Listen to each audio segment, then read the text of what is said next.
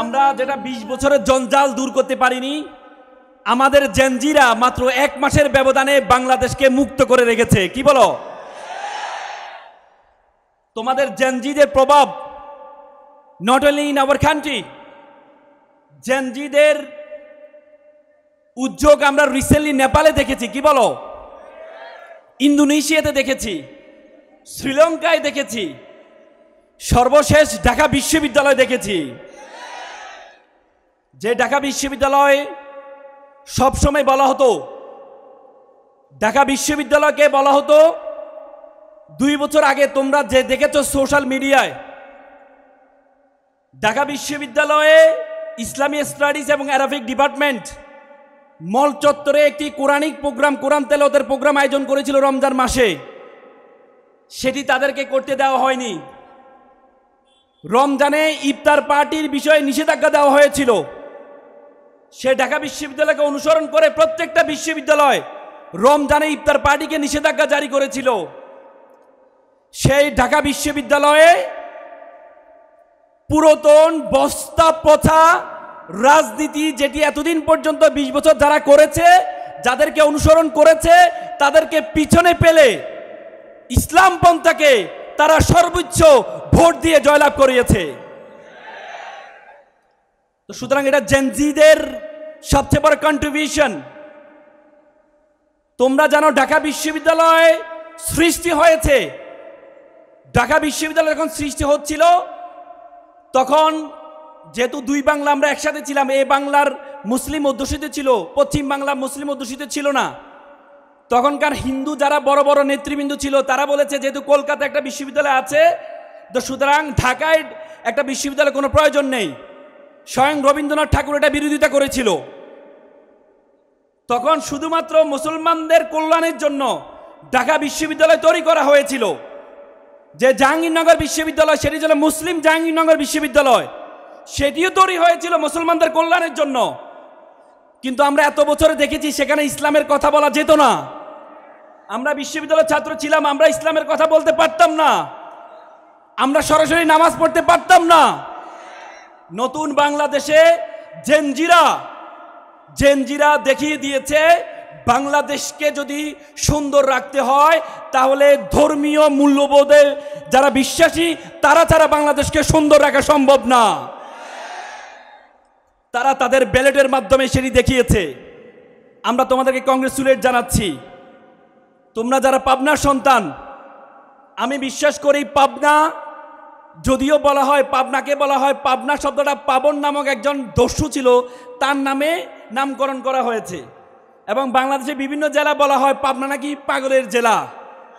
তা আমি একটু চিন্তা করলাম যে পাবনা কেন দস্যু? পাবনা হচ্ছে দস্যু হচ্ছে তাদের জন্য যারা স্বৈর শাসক, তাদের জন্য পাবনা একটা দস্যু। দেশের জন্য, কল্যাণের জন্য তারা পাগল পাড়া, এজন্য তাদেরকে পাগল বলা হয়। ব্রিটিশ বিরোধী আন্দোলনে প্রথম কৃষক বিদ্রোহ পাবনাতে হয়েছিল। প্রথম কৃষক বিদ্রোহ 52 ভাষা আন্দোলনে যখন উর্দুকে রাষ্ট্রভাষা বাংলা করা হয়, প্রথম হরতাল ডেকেছিল পাবনা জেলায়। 1971 সালে 23শে মার্চ পাবনায় প্রথম স্বাধীন বাংলাদেশের পতাকা উত্তোলন করা হয়। জুলাইয়ের যে দ্বিতীয় স্বাধীনতা আমরা বলি, সেই স্বাধীনতায় আমরা দেখেছি 7 জন পাবনার কৃতি সন্তান জীবন দিয়েছে নতুন বাংলাদেশের জন্য। তার মধ্যে সাতিয়া এবং ভেড়া উপজেলা 3 জন আছে। এজন্য আমি ছোটবেলায় একটা কবিতা পড়েছিলাম যে নামের বড়াই করো না তো নাম দিয়ে কি হয়, নামের মাঝে পাবে না তো সকলের পরিচয়। আজকে পাবনা এসে আমার বলতে ইচ্ছে করছে যে নামের বড়াই করো তোমরা, নাম দিয়ে সব হয়, নামের মাঝে পাবা পাবনার পরিচয়। আমি প্রথমে অভিবাদন জানাই শহীদ মাওলানা নিজামী ফাউন্ডেশনকে, ফাউন্ডেশনের যিনি কর্ণধার ব্যারিস্টার নজিবুর রহমান মোমেন ভাইকে। চাইনিজরা একটা কথা বলে থাকেন, তুমি যদি 100 বছরের ফলাফল চাও তাহলে তুমি মাছ চাষ করো, তুমি যদি 1 বছরের ফলাফল চাও তাহলে তুমি মাছ চাষ করো, তুমি যদি 10 বছরের ফলাফল চাও তাহলে তুমি গাছ রোপণ করো, আর তুমি যদি 100 বছরের ফলাফল চাও তাহলে মানুষ চাষ করো। আজকে মানুষ চাষ করার জন্য মানুষদেরকে, মেধাবীদেরকে কেরিয়ার গাইডলাইন দেওয়ার জন্য যে চমৎকার আয়োজন করেছে ব্যারিস্টার নজিবুর রহমান মোমেন ভাইয়ের জন্য আমরা একটা করতালি দিতে যাচ্ছি। আমরা গত 20 বছর দেখেছি বাংলাদেশের রাজনীতি করে কারা? থার্ড ক্লাস ব্যক্তিরা বাংলাদেশের রাজনীতি করে। নতুন বাংলাদেশে আমরা দেখতে পাচ্ছি বাইরে থেকে মেধাবীরা আমাদের দেশে আসছে রাজনীতি করার জন্য। তোমরা জানো একজন সংসদ সদস্যের মূল কাজ হচ্ছে আইন প্রণয়ন করা। যিনি আইন প্রণয়ন করতে পারেন তিনি হচ্ছে শ্রেষ্ঠ সংসদ সদস্য হতে পারে। ব্যারিস্টার নজিবুর রহমান ভাই তিনি বিলেত থেকে, আমরা যেটাকে বিলেত বলছি, বিলেত থেকে পড়াশোনা করে আসছেন। তোমরা জানো Bangla, if you look to the history of the world politics, পৃথিবীর ইতিহাস দিকে যদি তুমি তাকাও, মহাত্মা গান্ধী ভারতীয় উপমহাদেশ তিনি একজন আইনজীবী ছিলেন। নেলসন ম্যান্ডেলা তিনি একজন আইনজীবী ছিলেন। বারাক ওবামা তিনি একজন আইনজীবী ছিলেন। সুতরাং আইনজীবী যদি পলিটিশিয়ান হয়, আইনজীবী যদি একটি এলাকার এমপি হয়, তাহলে সে এলাকাটা সবচেয়ে চমৎকার হয়। তা আমি মনে করি ব্যারিস্টার নজিবুর রহমান মোমেন ভাই এই এলাকায় বিলেত ছেড়ে, বিলেতের আনন্দ ছেড়ে এই এলাকা আসছেন। উনার বাবা দুইবারের এমপি ছিলেন। উনার বাবা একজন মন্ত্রী ছিলেন, কৃষিমন্ত্রী ছিলেন, শিল্পমন্ত্রী ছিলেন। তো সুতরাং পাবনা জেলার জন্য, সাতিয়া এবং বেড়া উপজেলার জন্য একজন যোগ্য ব্যক্তি। কি মনে করো তোমরা? তোমরা এখানে যারা আছো, আমি তোমাদেরকে কংগ্রেচুলেট জানাচ্ছি যে আমরা দেখতে পাই আমাদের গ্রামগঞ্জের মধ্যে পড়াশোনার হারটা খুবই কম। কিন্তু আমি নাজিব ভাইয়ের সাথে যখন কথা বললাম, নাজিব ভাই বলল 3 থেকে 3,500 আয়োজন করেছে। কিন্তু উনি অবাক হয়ে গেছেন, প্রায় 6,000 শিক্ষার্থী এই প্রোগ্রামে জয়েন করেছে। তার মানে তোমাদের যেই শিক্ষার প্রতি তোমাদের যে অনুরাগ, এই জন্য তোমাদেরকে রেসপেক্ট জানাই। But you must mind it, তোমরা যারা এখানে ক্লাস 10-এ পড়ো, ইন্টারে পড়ো, you must mind it, this is the beginning. You must mind it, this is the beginning. This is the very very beginning of your journey. তোমাদের জীবন মাত্র শুরু হয়েছে। You have to compete not only in Pabna city, you have to compete all over the country, you have to compete all over the world, you have to truly think you are global citizen. পৃথিবীটা একটা বিশ্বগ্রামে পরিণত হয়েছে। এই বিশ্বগ্রামের মধ্যে তুমি যদি মনে করো এই পাবনা জেলার মধ্যে তুমি কম্পিটিশন করবা, তাহলে তুমি ভুল করবা। You have to think beyond Bangladeshi border. তোমাকে বাংলাদেশের বর্ডারের বাইরে চিন্তা করতে হবে। সেই বর্ডারের বাইরে চিন্তা করার আগে তোমাকে তোমার সম্বন্ধে জানতে হবে। উপমহাদেশের সেরা কবি ফরিদউদ্দিন বলেছিলেন, উনসু মাতলু বেজা হাত দারগাহা হার তুরিগু বাজে গো খুদনেশা। তিনি বলছেন পৃথিবী যাকে খুঁজে বেড়াচ্ছে তুমি সেই ব্যক্তি, তুমি তোমাকে খুঁজে বের করো। তুমি যদি তোমাকে খুঁজে না বের করতে পারো, তাহলে তুমি কখনো এই পৃথিবীতে কম্পিটিশন করতে পারবে না। এজন্য সক্রেটিস বলেছেন নো দাই সেলফ, নিজেকে জানো। আল্লাহ তাআলা কোরআনে বলেছেন ওয়াফি আনফুসিকুম, তুমি তোমাকে জানো। তুমি যদি তোমাকে না জানো, তাহলে তুমি মনে করবে আল্লাহ তাআলা তোমাকে অনর্থক সৃষ্টি করেছেন। তুমি যদি তোমার সম্বন্ধে ধারণা না থাকে, তাহলে তুমি মনে করবা এই জীবনটা রেখে লাভ নাই, এই জীবনে আল্লাহ তাআলা আমাকে কিছু দেয় নাই। আল্লাহ তাআলা কোরআনে বলেছেন ওয়ামা খালাকনাস সামা ওয়াল আরদা, আমি আসমান এবং জমিনে যা কিছু সৃষ্টি করেছি, ওয়ামা বাইনাহুমা বাতিলান, কোনো কিছু আমি অনর্থক সৃষ্টি করিনি। আল্লাহ তাআলা কোনো কিছু অনর্থক সৃষ্টি করেননি। আল্লাহ তাআলা তোমাকে আমাকে অনর্থক সৃষ্টি করেননি। তোমরা জানো 2006 সালে একটি অপটিক্যাল ফাইবার স্টেশন করা হয়েছে বাংলাদেশের কক্সবাজারে। এটি তোমার স্পেন, ফিলিপাইন হয়ে বাংলাদেশের কক্সবাজারের সাথে যুক্ত হয়েছে। একটা তার, অপটিক্যাল ফাইবার কেবল একটা তার, এর তারের দূরত্ব হচ্ছে মাত্র 17,000 কিলোমিটার। এই 17,000 কিলোমিটার একটা তারের মাধ্যমে আজকে পুরো পৃথিবীটা আমাদের হাতের মুঠে চলে আসছে। আজকে পাবনা সাতিয়া সরকারি কলেজে আমরা কি করছি, আমেরিকা থেকে বসে তারা দেখতে পাচ্ছে। আজকে আমেরিকা কি করছে, আমরা এখানে বসে আমরা দেখতে পাচ্ছি, শুধুমাত্র অপটিক্যাল ফাইবার স্টেশনের কারণে, একটি তারের কারণে। এ তারের দূরত্ব হচ্ছে মাত্র 17,000 কিলোমিটার। বিজ্ঞান বলে আমাদের মাথার মধ্যে 2 কোটি নার্ভ আছে, 2 কোটি তার আছে। বলা হয় তাকে একটার সাথে যদি লাগানো হয়, তাহলে 2 লক্ষ কিলোমিটার হবে তারের দূরত্ব। মাত্র 17,000 কিলোমিটার দিয়ে পুরো পৃথিবীটা আমাদের হাতের মুঠে চলে আসছে, তাহলে 2 লক্ষ কিলোমিটার তার দিয়ে পুরো বিশ্ব জগৎ তোমার হাতের মুঠের মধ্যে চলে আসবে। তোমার ধারণা আছে বিশ্ব জগৎ সম্বন্ধে? এই পৃথিবীর আয়তন হচ্ছে 52 কোটি বর্গ কিলোমিটার। এই পৃথিবীর মধ্যে 7টা মহাদেশ আছে, 5টা মহাসাগর আছে। এই 52 কোটি বর্গ কিলোমিটার পৃথিবীটাকে আমরা যে সূর্যটা দেখতে পাচ্ছি, সূর্যের মধ্যে যদি ঢুকিয়ে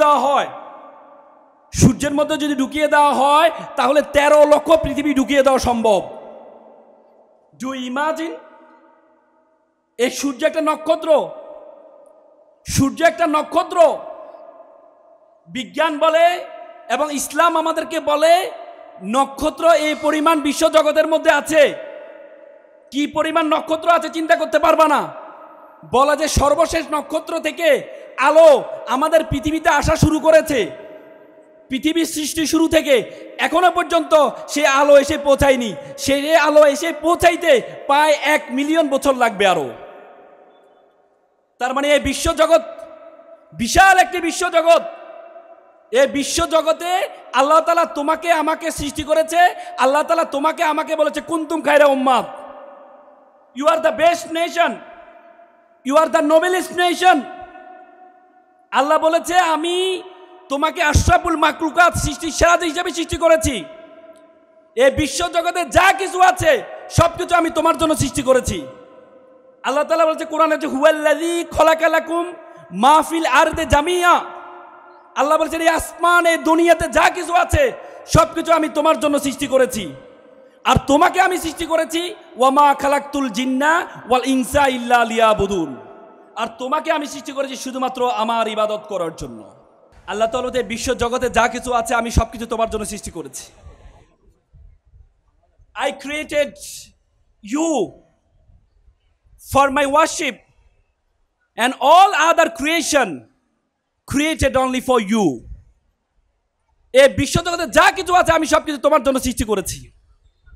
আর তোমাকে আমি সৃষ্টি করেছি শুধুমাত্র আমার ইবাদত করার জন্য। What is the meaning of ইবাদত? What is the meaning of worship? ইবাদতের সংজ্ঞা কি? এই যে তোমরা আজকে পড়াশোনা করছো, it's the one kind of ইবাদত। ইসলামের প্রথম স্লোগান ছিল ইকরা, পড়ো।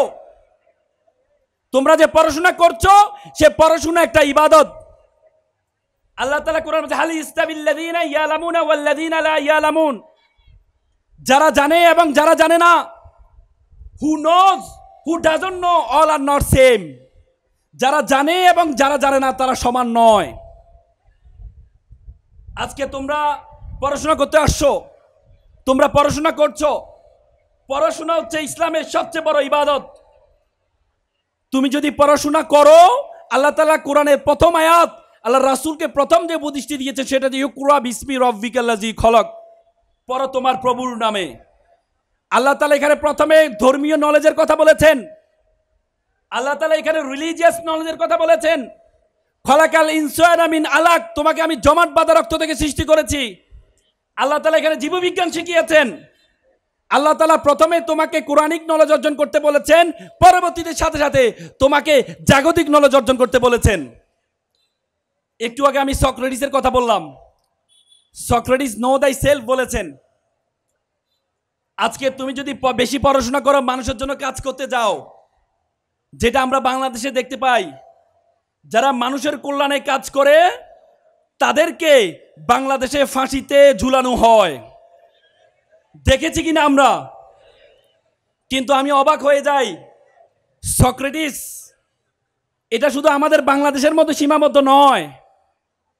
তোমরা সক্রেটিস, যিনি গ্রিকের একজন সেরা দার্শনিক বলা হয়, প্রথম দার্শনিক, যে সক্রেটিসের স্টুডেন্ট ছিল প্লেটো, প্লেটোর স্টুডেন্ট ছিল অ্যারিস্টটল, অ্যারিস্টটল স্টুডেন্ট ছিল আলেকজান্ডার দ্য গ্রেট। সেই সক্রেটিসকে শুধুমাত্র গ্রেপ্তার করা হয়েছে, তাকে মৃত্যুদণ্ড দেওয়া হয়েছিল 2টি অভিযোগে। প্রথম অভিযোগ ছিল তিনি যুবকদেরকে ভিন্ন পথে ধাবিত করছেন। দ্বিতীয় অভিযোগ ছিল ওনার বিরুদ্ধে উনি নাকি ধর্মীয় অবমাননা করছেন। এই 2টা অভিযোগে ওনাকে গ্রেপ্তার করা হয়। পরবর্তীতে ওনাকে যখন মৃত্যুদণ্ড দেওয়া হবে তার আগে বলা হয় আপনি আত্মপক্ষের সমর্থন নেন, আপনি ক্ষমা চান। সক্রেটিস বলেছে আমি ক্ষমা চাইব না, যেখানে মেধা নাই আমি সেখানে থাকবো না, আমি অপর পারে চলে যাব, সেখানে মেধাবীরা আছে, সেখানে জ্ঞান অন্বেষী মানুষ আছে, আমি তাদের সাথে মিলিত হব, আমি কারো কাছে ক্ষমা চাইব না। সেই লেখাগুলো লিখেছে প্লেটো, তার ছাত্র অ্যাপোলজি, তার একটা বই আছে, সেই বইতে লিখেছে। আমি অবাক হয়ে গেলাম, সেই সক্রেটিস আর এই বর্তমানে মাওলানা মতিউর রহমান নিজামী কোনো পার্থক্য নাই। মাওলানা মতিউর রহমান নিজামীকে প্রথম গ্রেপ্তার করা হয় কিসের জন্য জানো তোমরা? ধর্মীয় অবমাননা করার কারণে। যিনি আজীবন জীবনটা ধর্ম নিয়ে কাটিয়ে দিয়েছেন, যিনি মানুষকে কোরআন হাদিস শিক্ষার জন্য জীবন কাটিয়ে দিয়েছেন, তাকে গ্রেপ্তার করা হয়েছে ধর্মীয় অবমাননার কারণে। যেভাবে সক্রেটিসকে গ্রেপ্তার করা হয়েছিল তাদের তাদের যে দেবতা আছে, দেবতাদের বিরুদ্ধে নাকি কথা বলার কারণে তাকে গ্রেপ্তার করা হয়েছিল। মাওলানা নিজামী, আমি একজন আইনজীবী হিসেবে বলছি, মাওলানা নিজামী সাহেব তোমাদের এলাকার একজন গর্ব। তিনি ঢাকা বিশ্ববিদ্যালয়ের মেধাবী ছাত্র ছিলেন। ওনার বিরুদ্ধে যে অভিযোগগুলো আনা হয়েছে, আমি সংক্ষেপে এটা বলার চেষ্টা করছি একজন আইনজীবী হিসেবে, সেটা আমার বলা দরকার।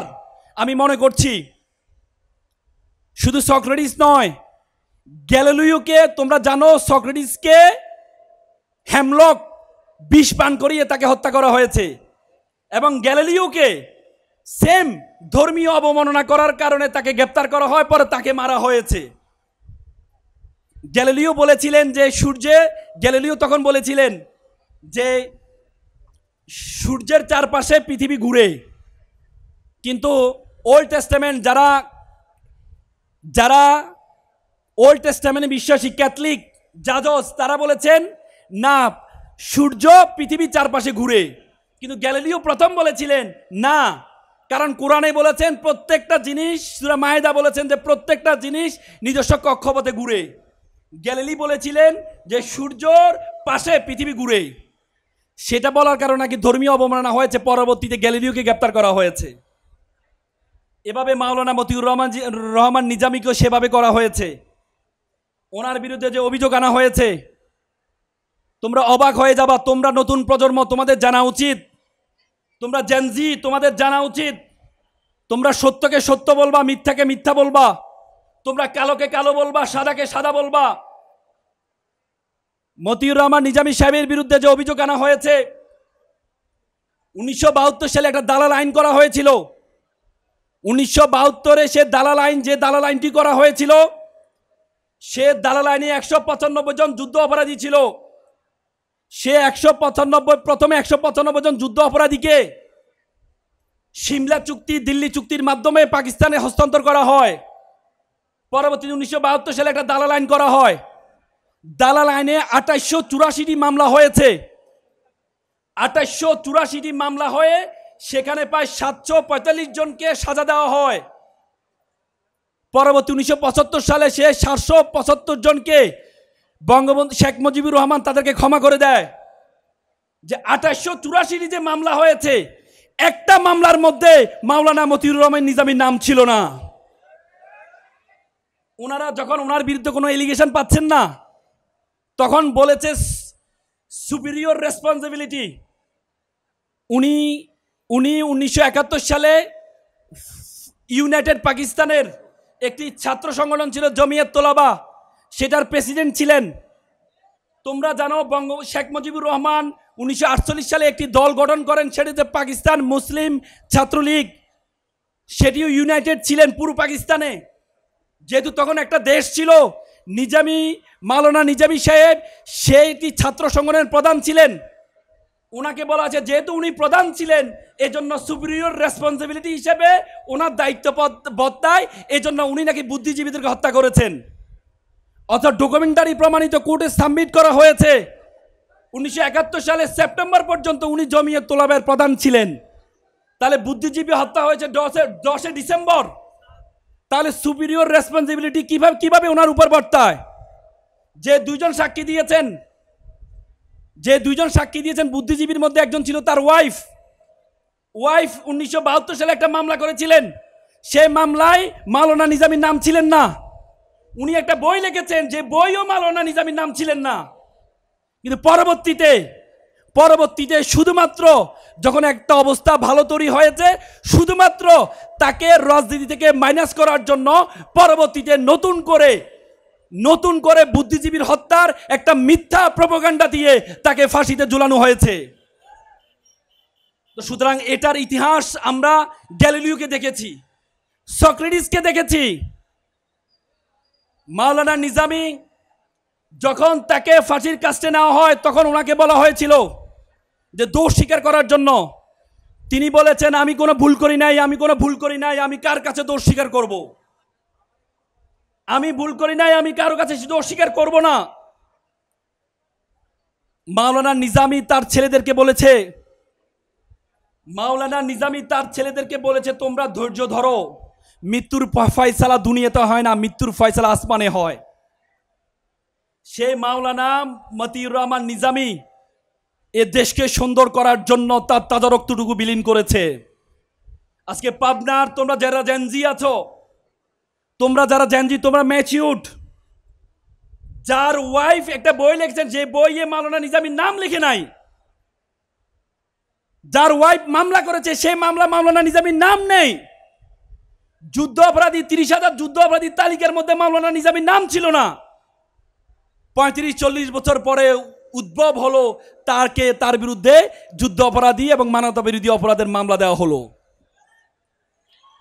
তো সুতরাং তোমরা যারা জেনজি আছো, তোমাদেরকে জানা উচিত। তোমাদেরকে জেনজিকে আমি 3টি পরামর্শ দিয়ে আমার কথা শেষ করব।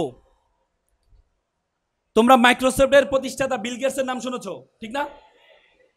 বিল গেটস একটি বই লিখেছেন, রোড অ্যাহেড। সে বইয়ে তার মা মেরি ম্যাক্সওয়েল বিল গেটসকে 3টি পরামর্শ দিয়েছেন। বললো যে 4টি পরামর্শ দিয়েছিলেন।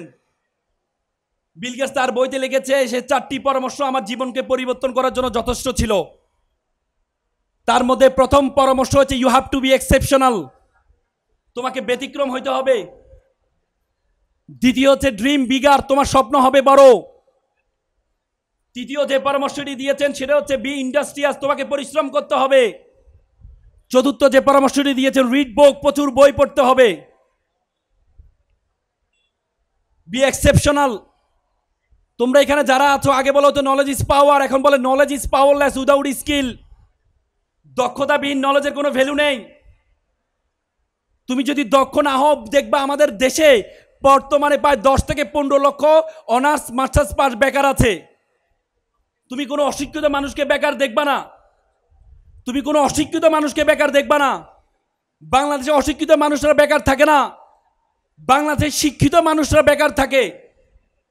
তোমাকে দক্ষতা অর্জন করতে হবে। তোমাকে এমন একটি দক্ষতা অর্জন করতে হবে যে দক্ষতা 10 জন বন্ধু থেকে তোমাকে পার্থক্য করবে। তোমার 10 জন বন্ধু থেকে তোমাকে পার্থক্য করবে এমন একটি দক্ষতা অর্জন করতে হবে। তোমাকে speaking skill is the most final skill all of the skill. কথা বলার দক্ষতা জানতে হবে তোমাকে কমিউনিকেশন স্কিল থাকতে হবে। নতুন মানুষের সাথে পরিচয় হওয়ার দক্ষতা তোমাকে থাকতে হবে। তোমাকে আইটি স্কিল থাকতে হবে। তোমরা জেনজি যারা আইটি প্রযুক্তির যুগে জন্মগ্রহণ করেছে, এই জন্য তোমাদেরকে জেনজি বলা হয়। সে জেনজিকে এআই নলেজ থাকতে হবে, তোমাকে আইটি নলেজ তোমাকে থাকতে হবে। তোমার যদি এই নলেজগুলো যদি না থাকে, তাহলে তুমি শুধুমাত্র সার্টিফিকেট দিয়ে কিছুই করতে পারবে না।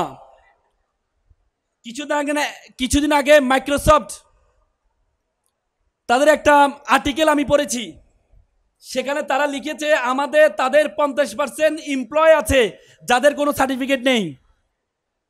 তার মানে সামনের যোগ সার্টিফিকেট যোগ নয়। সামনে একটা জরিপে আসছে, প্রায় 20 লক্ষ ড্রাইভার তার চাকরি হারাবে। তোমরা জানো এখন ড্রাইভারবিহীন গাড়ি বের হয়েছে, টেসলা বের হয়েছে। সামনে 30 লক্ষ ব্যাংকার তার চাকরি হারাবে। সামনে ব্যাংকের কর্মকর্তা দিয়ে ব্যাংক পরিচালনা করা হবে না। সামনে তোমাদের জন্য বড় চ্যালেঞ্জিং। এজন্য তোমাদেরকে দক্ষতা অর্জন করতে হবে, যে কোনো দক্ষতা। যে দক্ষতা তুমি অর্জন করবা, সে দক্ষতা তুমি সেরা হইতে হবে। তোমাকে যে দক্ষতাটা তুমি অর্জন করতে হবে, সে দক্ষতা টপ 1 হইতে হবে। যদি তুমি দক্ষতা অর্জন না করো, তাহলে তুমি পিছপা হয়ে যাবা। দ্বিতীয় যে কথাটি বলেছেন, ড্রিম বিগার, তোমার স্বপ্ন হবে বড়। আজকে আমরা গ্রামের মানুষ, আমরা স্বপ্ন কম ছোট দেখি। আমাদের পায়ের মধ্যে একটা শিকল লাগানো আছে। একবার একটা বাবা ছেলেকে নিয়ে চিড়িয়াখানা গেল। চিড়িয়াখানা যাওয়ার পর বাবা ছেলে দেখলো চিড়িয়াখানায় বড় বড় হাতি, তার পায়ে চিকন শিকল লাগানো আছে। ছোট ছোট হাতি, তার পায়ে চিকন শিকল লাগানো আছে। ছোট ছোট হাতিগুলো শিকলটা ছেড়ার চেষ্টা করছে, আর বড় হাতি স্তব্ধ হয়ে দাঁড়িয়ে আছে। তো ছেলে বাবাকে জিজ্ঞেস, আচ্ছা বাবা বলো তো, এই যে বড় বড় হাতিগুলো, এই হাতিগুলো শিকলটা টান দিলে তো শিকলটা ছিঁড়ে যায়, কিন্তু তারা দাঁড়িয়ে আছে কেন? তখন বাবা বলো, ঠিক আছে আমি একটু কেয়ারটেকারকে জিজ্ঞেস করি। পরে কেয়ারটেকারকে জিজ্ঞেস করা হলো, আচ্ছা বলেন তো, ছোট ছোট হাতিগুলো শিকলটা ছেড়ার চেষ্টা করছে আর বড় হাতিটা স্তব্ধ হয়ে দাঁড়িয়ে আছে, কারণ কি? তখন বলল যে বড় হাতিগুলো যখন ছোট ছিল তাদের পায়ে শিকলটা লাগানো হয়েছিল, তখন ছোট ছোট হাতির মতো তারা ছেঁড়ার চেষ্টা করেছে, কিন্তু তারা ছেড়তে পারেনি। তখন তাদের মাথায় সেট হয়ে আছে, যেহেতু আমি তখন ছিঁড়তে পারিনি, এখনো আমার দ্বারা এটা ছেঁড়া সম্ভব না।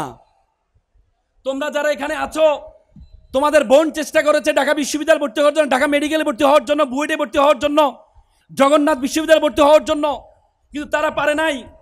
তোমার মাথার মধ্যে সেট হয়েছে তারা যেহেতু পারে নাই, সুতরাং আমরাও পারবো না, আমাদের দ্বারা হবে না। তোমাকে স্বপ্ন দেখতে হবে বড়, স্বপ্ন দেখতে হবে বড়। স্বপ্ন যখন দেখবা তখন পিছনের দিকে তাকাবা না। 1935 সাল, শ্রীলঙ্কার একজন বস্তির ছেলে, তার নাম হচ্ছে রানা। রানা একবার একটা চা দোকানে বসে আছেন, তখন চা দোকানে মুরব্বীরা আলোচনা করছেন, আমাদের দেশটা রসাতলে গেল শুধুমাত্র ভালো নেতৃত্বের অভাবে। যদি আমাদের প্রেসিডেন্টটা ভালো হতো তাহলে আমাদের দেশটা সুন্দর হতো। তখন রানা তার মাথায় ঢুকলো যে আমাদের দেশকে যদি রক্ষা করতে হয় তাহলে আমাকে প্রেসিডেন্ট হইতে হবে। তখন তার বাবা ছিল না, সে গিয়ে তার মাকে বলে, মা, তার বাবা ছিল না, সে গিয়ে তার মামার কাছে থাকতো, মামাকে গিয়ে বলে, মামা আমি প্রেসিডেন্ট হতে চাই। মামা বলো, তুমি যদি প্রেসিডেন্ট হতে চাও তাহলে তোমাকে পড়াশোনা করতে হবে, পড়াশোনা করা ছাড়া তুমি প্রেসিডেন্ট হতে পারবে না। বলে তাহলে আমাকে কি করতে? বলে তাহলে তোমাকে স্কুলে ভর্তি হতে হবে। তখন তার বস্তির পাশে একটা স্কুল, খ্রিস্টান মিশনারি স্কুল ছিল। সে খ্রিস্টান মিশনারি স্কুলে সে গেল, গিয়ে বলে, স্যার আমি ভর্তি হতে চাই। বলে তোমার নাম কি? বলে আমার নাম রানা, রানা সিংহে। বললো যে আমাদের একটা খ্রিস্টান মিশনারি স্কুল, এখানে শুধু খ্রিস্টান শিক্ষার্থীরা পড়বে, তুমি তো ভর্তি হতে পারবে না, তুমি তো বৌদ্ধ। বলে না স্যার আমাকে ভর্তি হতে। বলে তুমি কেন ভর্তি হতে চাও? বলে স্যার আমি শ্রীলঙ্কার প্রেসিডেন্ট হতে চাই। তখন তার আগ্রহের কারণে পরবর্তী তাকে ভর্তি নেয়। ভর্তি নেওয়ার পর রানা এমনভাবে পড়াশোনা করেছে, পরবর্তী স্কুলে ফার্স্ট হয়েছে, কলম্বো বিশ্ববিদ্যালয়ে পড়েছে, কলম্বো বিশ্ববিদ্যালয়ে ফার্স্ট হয়েছে, অক্সফোর্ডে পড়েছে, অক্সফোর্ডে ফার্স্ট হয়েছে।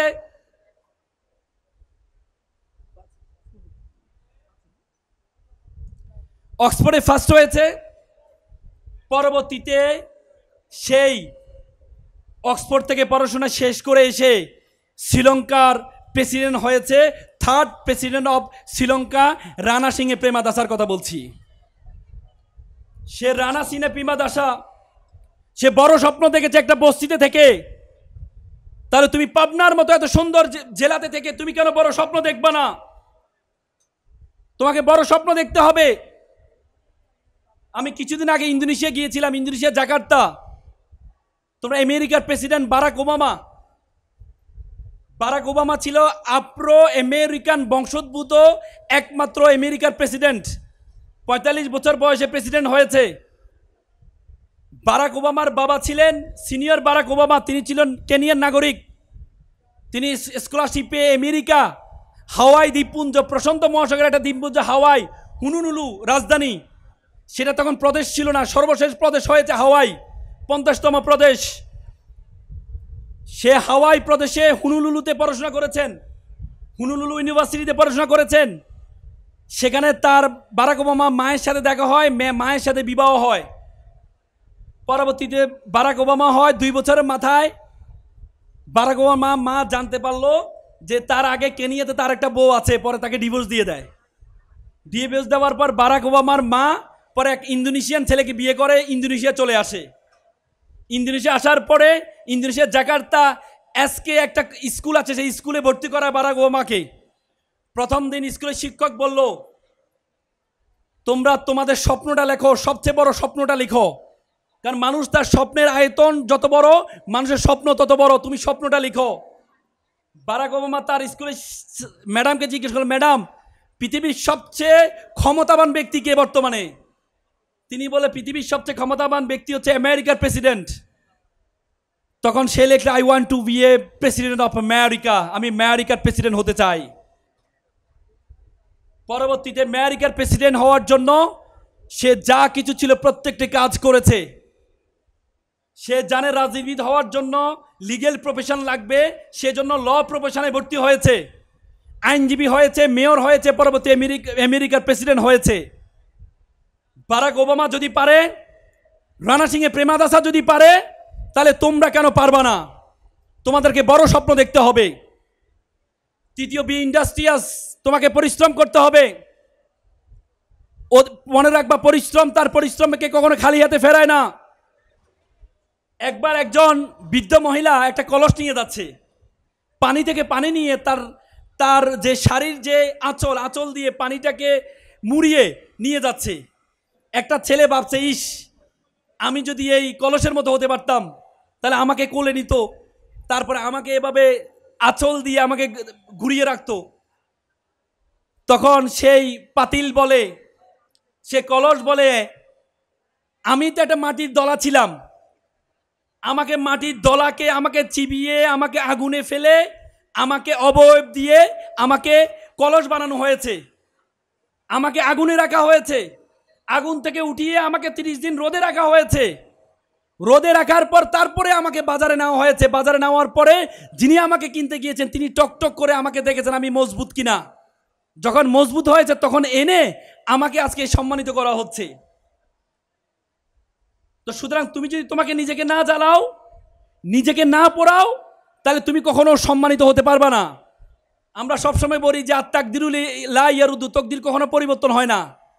আমরা শুধু হাদিসটা পড়ি, কিন্তু আল্লাহ রাসূল বলেছেন, মান জাদ্দা ওয়াজাদা, মানুষ যা চাইবে সে তা পাইবে। তুমি যতটুকু চাইবা ততটুকু পারবা। আল্লাহ তাআলা কোন মাঝে ওয়াল্লাইসা লিল ইনসানু ইল্লা মা সা, মানুষ ততটুকুই পাবে যতটুকু সে চায়। তো সুতরাং তুমি তোমার চাওয়ারটা সর্বোচ্চ করতে হবে, নিজেকে পাতিলের মতো পোড়াইতে হবে, নিজেকে কষ্ট দিতে হবে। সেটা যদি দিতে পারো তাহলে তুমি সেভাবে সম্মানিত হবা। সর্বশেষ যেটি বলেছেন সেটি হচ্ছে রিড বুক, বই পড়তে হবে, বই পড়তে হবে। উপমহাদেশের সেরা কবি, আমরা এখন বর্তমানে বই পড়ি কিন্তু ফেসবুক পড়ি, বই পড়ি না, ঠিক কি না? ফেসবুকের লোগোটা দেখছো এভাবে মাথার নিচে? যারা শুধু ফেসবুক এখন পড়বা তোমাদের মাথার নিচে থাকবে, কখনো উপরে উঠবে না। এজন্য ফেসবুকে পড়া যাবে না, তোমাকে বই পড়তে হবে। আমি আর কথা বাড়াবো না। আমার মনে আছে আমি 2014 সালে ভারতের মধ্যপ্রদেশ ইন্দোরে, মধ্যপ্রদেশের রাজধানী ইন্দোরে গিয়েছিলাম একটা সাউথ এশিয়ান ডিবেট কম্পিটিশন অংশগ্রহণ করার জন্য। আসার পথে একটি মুম্বাইতে আমাদের ট্রানজিট ছিল, মুম্বাইতে একটা চিড়িয়াখানা দেখতে পেলাম, ডারউইন চিড়িয়াখানা। সে চিড়িয়াখানার মধ্যে দেখাচ্ছে কিভাবে পাথর দিয়ে কিভাবে বানর ধরা হয়, সেই প্রক্রিয়া দেখাচ্ছে। দেখলাম একটা খাঁচার মধ্যে একটা ছোট ছিদ্র রাখা হয়েছে, ভিতরে কিছু বাদাম রাখা হয়েছে। বানর আবার বাদাম খুব পছন্দ করে, কলা খুব পছন্দ করে। সে কলা এবং বাদামটা নেওয়ার জন্য ভিতরে হাতটা দেয়, হাতটা সে বের করতে পারে না। কারণ কি? তার হাতে বাদামটা নেওয়ার কারণে হাতটা বড় হয়ে যায়। সে চাইলে এখান থেকে বের হতে পারে, কিভাবে? বাদামটা ছেড়ে দিলে, কিন্তু সে বাদামের লালসা ছাড়ে না। তোমাদের জীবনে অনেক বাদাম আছে। আড্ডা is the one kinds of বাদাম, Facebook is the one kinds of বাদাম, gaming is the one kinds of বাদাম। বাদামের লালসা যদি তোমরা না ছাড়তে পারো তাহলে তোমরা বানরের মতো খাঁচার মধ্যে বন্দী হয়ে যাবা। এপিজে আবুল কালাম বলেছে, প্রজাপতির পিছনে ঘুরিও না, ফুলের চাষ করো, প্রজাপতি তোমার পিছনে ঘুরবে। তো সুতরাং সে ফুলের চাষ করো। আজকে তুমি আড্ডা না দিলে, ফেসবুক ব্যবহার না করলে তোমার বন্ধুরা বলবে আনসোশ্যাল, অসামাজিক। বন্ধুদেরকে ছেড়ে দাও। এপিজে আব্দুল কালাম আরেকটি কথা বলেছিলাম, আমি একটি কাঠবিড়ালি পুষেছিলাম, বড় হওয়ার পর চলে গেল। আমি একটি পাখি পুষলাম, বড় হওয়ার পর চলে গেল। পরবর্তী আমি একটা গাছ রোপণ করলাম, দেখি পাখি এবং কাঠবিড়ালি দুটি আবার ফিরে আসছে। তো সুতরাং তোমরা সে ক্যারিয়ারে গাছ রোপণ করো। ক্যারিয়ারে গাছ যদি রোপণ করতে পারো, দেখবা যে সব কিছু তোমার কাছে ফিরে আসবে। আমি আমার কথা শেষ করব। আমি সর্বশেষ, আমার জীবনের সবচেয়ে বড় শিক্ষা, আমার জীবনের সবচেয়ে বেশি দাগ কেটেছে, আমি এটি না বলে পারি না। এখানে অভিভাবকরা আছেন অনেকে। আমি এটি না বলে পারি না, আমার জীবনে সবচেয়ে বেশি দাগ কেটেছে। আমি তখন ঢাকা বিশ্ববিদ্যালয়ের সূর্যচন হলের ছাত্র ছিলাম। আমি যখন সূর্যচন হলে পড়ি তখন আমাদের একজন মামা ছিলেন, নাইট গার্ড ছিলেন। তিনি সারা রাত ধরে নাইট ডিউটি দেন, সকালে পিঠা বিক্রি করতেন। তো আমি বললাম যে মামা আপনি সকালে পিঠা বিক্রি করছেন, আপনি ঘুমান কেন? সারা রাত ধরে নাইট ডিউটি দেন, সকালে পিঠা বিক্রি করেন। বলে যে মামা আমার জন্য দোয়া করবে, আমার ছেলেটা এসএসসিতে প্লাস পেয়েছে, এসএসসিতে এই প্লাস পায়, আমার ছেলেকে আমি ঢাকা মেডিকেলে ভর্তি করাবো। এখানে ঢাকা মেডিকেল দেখতে পাই, আমার খুব স্বপ্ন আমার ছেলে ঢাকা মেডিকেলে পড়বে। তা আমি বললাম মামা ছেলেকে ধর্মকর্ম শিখান্ত। বলে যে মামা আমার ছেলে ভালো ছেলে, আসলে সময় পায় না, এমনি আমার ছেলে খুব ভালো ছেলে। আমি বললাম তারপরে মামা ছেলেকে একটু ধর্মকর্ম শিখাবেন। কিছুদিন যাওয়ার পরে দেখি একজন মামা দুপুরে ফল বিক্রি করছে। তা আমি বললাম মামা সারা ধরে নাইট ডিউটি দেন, সকালে পিঠা বিক্রি করছেন, দুপুরে ফল বিক্রি করছে, আপনি ঘুমানটা কখন? মামা আমার জন্য তখন আমার ছেলেটা এসএসসিতে প্লাস পেয়েছে, তাকে মেডিকেলে ভর্তি করতে, কোচিংয়ে ভর্তি করতে হবে, 30,000 টাকা লাগবে। এই জন্য আমি একটু কষ্ট করছি। আমার ছেলে মেডিকেল ট্রান্সফার, আমি চাকরিই ছেড়ে দিব, রাতে ঘুমাইতে পারি না। তো পরবর্তীতে আমি তাকে নিয়ে রেটিনা ভর্তি করাই দিলাম, ছাড়ের ব্যবস্থা করে দিলাম। কিছুদিন যাওয়ার পর মামা আমার ওই মিষ্টি নিয়ে আসলো। কি উদ্ভেলিত, কি উদ্ভাসিত, কি আনন্দিত! সন্তানের আনন্দে মা বাবা এত আনন্দিত হতে পারে আমি কখনো দেখি নাই। কিছুদিন যাওয়ার পর একদিন আমি রাত 12টায় আমি হল থেকে বেরোচ্ছিলাম, একটু মঠ চত্বরে যাবো, একটু ব্যায়াম করব। দেখি যে মামা কান্না করছে। আমি বললাম মামা আপনি কান্না করছেন? কথা বলে না। আমি বললাম মামা আপনি কান্না করছেন? বলছে মামা আমাকে ক্ষমা করবেন। আমি বললাম মামা কি হয়েছে? কারণ জানেন মামা আমার ছেলেটা ইয়াবা আসক্ত। আমার ছেলেটা ইয়াবা আসক্ত। গতকাল বাসায় এসে শোকেজের গ্লাস ভেঙেছে, আলমিরা গ্লাস ভেঙেছে টাকার জন্য। বিশ্বাস করেন মামা, আমি আমার ছেলেকে আমি ডাক্তারি পড়িয়েছি, আমি মনে করেছিলাম আমি যখন অসুস্থ হব আমার ছেলে আমাকে সুস্থ করবে, কিন্তু আমি আজকে সুস্থ মানুষকে আমার ছেলে অসুস্থ বানিয়ে দিচ্ছে। এমন অসভ্য ছেলে আমি চাইনি, এমন বর্বর ছেলে আমি চাইনি। আমার ভাইয়ের ছেলে দিনমজুর, সারাদিন রিক্সা চালিয়ে এসে একসাথে মা বাবার সাথে খাওয়া দাওয়া করে। বিশ্বাস করেন মামা আজকে 6 মাস আমি আমার ছেলেকে দেখি না। এমন বর্বর ছেলে আমি চাইনি। With due respect to our guardians, with due respect to our guardians, আপনি আপনার ছেলেকে ডাক্তার বানালেন, ইঞ্জিনিয়ার বানালেন, কোনো কাজে আসবে না। এই ছেলের মধ্যে যদি ধর্মীয় জ্ঞান না থাকে, এই ছেলে ভয়ঙ্কর আকার ধারণ করবে, ভয়ঙ্কর আকার ধারণ করবে। ধর্ম আপনাকে শিক্ষা দেয় ওয়াকফিদ লাহুমা জানাউ যুলমিনার রহমা ওয়াকুল রব্বির হামহুমা কামা রব্বায়ানি সগীরা। হে আল্লাহ তুমি আমার মা বাবাকে সেভাবে লালন পালন করো যেভাবে আমার মা বাবা আমাকে লালন পালন করেছে। ধর্ম আপনাকে শিক্ষা দেয় ওয়ালা তাকুল্লাহুমা উফি ওয়ালা তানহারহুমা ওয়াকুল্লাহুমা কাউলান কারীমা। মা বাবার সাথে উফ শব্দটি পর্যন্ত ব্যবহার করো না। আল্লাহ রাসূল বলেছেন মান লাইসা মাল্লাম ইয়ারহামা সগীরানা ওয়ালা ইয়াকখুরু কাবীরানা। তুমি আমার উম্মত নয় যদি বড়দেরকে শ্রদ্ধা না করো, ছোটদেরকে স্নেহ না করো। It's the religion, each and every religion respect parents. অত সৈন্য হ কিলোকাম রূপ রহিত কপদগিনী নির্বিষ্টাহ দলপাক পিঙ্গ কদলি কুঞ্জ প্রমদ বানরা। প্রত্যেকটি ধর্ম মা বাবাকে শ্রদ্ধার কথা বলেছেন, ছোটদেরকে স্নেহর কথা বলেছেন। তো সুতরাং আপনি আপনার সন্তানকে যা কিছু শিক্ষা দিবেন, আপনি আপনার সন্তানকে ধর্ম শিক্ষা দিতে ভুলে যাবেন না। আপনারা এখানে যারা নতুন বাংলাদেশ হয়েছে, আমাদের দেশ পৃথিবীতে এত সুন্দর দেশ আপনি কোথাও পাবেন না। পৃথিবীতে এত সুন্দর, আই হ্যাভ ভিজিটেড 26 এটা অল ওভার দ্য ওয়ার্ল্ড। আমি পৃথিবীর 26টা দেশে গিয়েছি। একদিন থেকে যে 2 দিন থেকে যে আমার দেশের জন্য অন্যরকম ভালোবাসা তৈরি হয়েছে। কিছুদিন আগে আমি রাশিয়া গিয়েছিলাম নামাজ পড়ার জন্য, অজু করব, পানিতে হাত দিয়েছি, আমার আঙ্গুল ফেটে রক্ত বের হয়েছে, -25 ছিল ঠান্ডা। পৃথিবীতে এত সুন্দর দেশ তুমি কোথাও পাবা না। জন অফ কেনেডি বলছি, you don't ask what country can do for you, you can ask you can do for you country. তুমি জিজ্ঞেস করো তোমার দেশ তোমাকে কি দিয়েছে, বরং তুমি জিজ্ঞেস করো তোমার দেশের জন্য তুমি কি করেছো। তো সুতরাং আমরা ভালো করে পড়াশোনা করব, পিতামাতাকে শ্রদ্ধা করব, নিজের দেশকে সুন্দরভাবে গঠন করব। পারবো তো ইনশাল্লাহ? শিক্ষার্থী যারা আছে সবাই একটু দাঁড়াও, শিক্ষার্থী যারা সবাই একটু দাঁড়াও, হাতটা একটু সামনে নাও, আমার সাথে একটা ওত করবে, আমিও করব। হাত একটু সামনে নাও সবাই। পাবনার ছেলেরা, তোমরা প্রথম কৃষক বিদ্রোহের আন্দোলনে তোমরা হতা, পাবনা। তোমরা ব্রিটিশ বিরোধী আন্দোলনের হতা, তোমরা ভাষা আন্দোলনের হতা, তোমরা 71 স্বাধীনতা আন্দোলনের হতা, তোমরা দ্বিতীয় স্বাধীনতা আন্দোলনের হতা। তোমাদের আওয়াজ হবে অনেক বড়। বলো আমার সাথে, বলো আমি ওয়াদা করছি, লাউডলি বলো, আমি ওয়াদা করছি খারাপ কিছু দেখব না, খারাপ কিছু শুনবো না, খারাপ কিছু বলবো না। যে মুখে ডাকি মা সে মুখে মাদক না, মানুষের মতো মানুষ হব, পিতামাতাকে শ্রদ্ধা করব, নিজের দেশকে নিজেই গর্ব। তোমরা যারা ছোট্ট শিশু, বড় হবে ঠিক, তোমরা হবে শিল্পী, কবি, লেখক, বৈজ্ঞানিক। আজকে যারা ফুলের কলি, কালকে হবে ফুল। তোমরাই দূর করবে এই সমাজের ভুল। সকালে ভালো থাকো, সুস্থ থাকো। আসসালামু আলাইকুম।